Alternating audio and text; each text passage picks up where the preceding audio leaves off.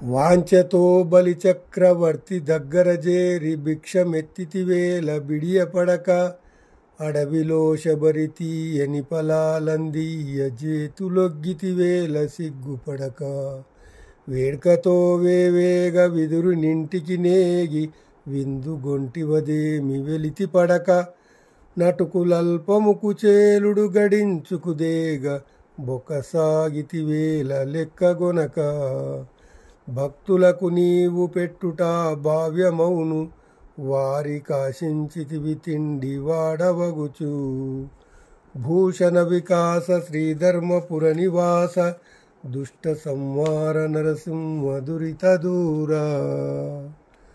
భావము: ఓ నరసింహస్వామి, కోరి బలిచక్రవర్తి వద్దకు వెళ్ళి బిడియపడకుండగా ముష్టి కోరేవేమయ్యా?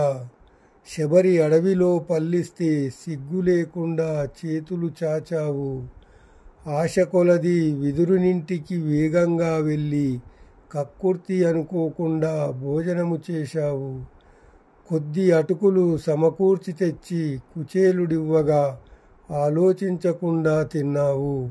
ఏమిటి స్వామి, నీ భక్తులకు నువ్వు పెట్టడం సబబు గాని తిండిపోతువై వారిచ్చేదానికి ఆశపడటం నీకు తగునా తండ్రి?